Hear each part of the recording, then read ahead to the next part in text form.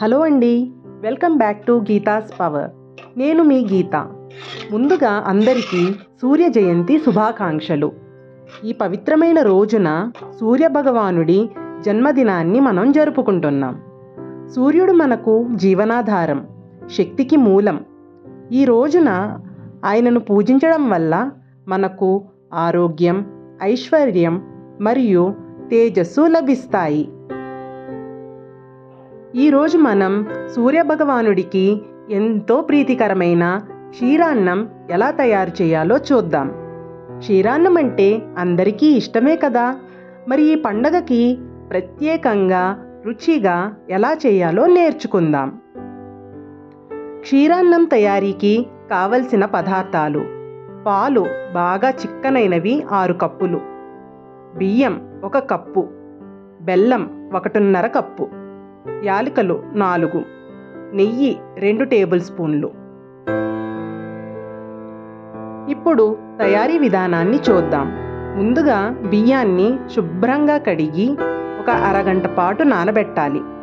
ఇంతలోపు పాలని ఒక గిన్నెలో వేసి వేడి చేసుకోవాలి. ఇక్కడ మీకు ఒక టిప్ చెప్తాను. పాలను గిన్నెలో వేసే ముందు కొన్ని నీళ్లు పోసి క్లీన్ చేసుకోవడం వల్ల పాలు విరగవు. తర్వాత వేడినీళ్ళని ఒక పక్కకు తీసేసేయాలి. తర్వాత పాలని వేసుకోవాలి. పాలు మరిగేటప్పుడు శుభ్రంగా కడిగిన బియ్యాన్ని వేయాలి. వేసి బాగా కలపాలి. పాలు మరిగేటప్పుడు స్టవ్ ఫ్లేమ్ని మీడియంలో ఉంచేలా చూసుకోండి, లేకపోతే అడుగంటుతుంది. బియ్యం ఉడికిన తర్వాత బెల్లాన్ని వేసుకోవాలి. వేసుకున్న తర్వాత మెల్లగా తిప్పాలి. ఇప్పుడు యాలకుల పొడి వేసి కలపాలి. చివరిగా నెయ్యి వేసి క్షీరాన్నంలో కలపాలి.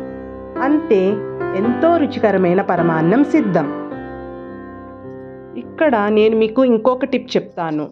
మనం ఎప్పుడూ కూడా బెల్లాన్ని వేసేటప్పుడు ఫ్లేమ్ చాలా హైలో ఉంటే గనక పాలు విరిగిపోయే ఛాన్సెస్ ఉంది.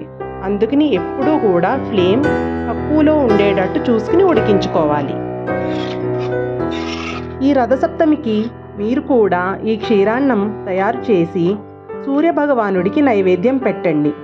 మీకు ఎలా వచ్చిందో కమెంట్స్లో చెప్పండి.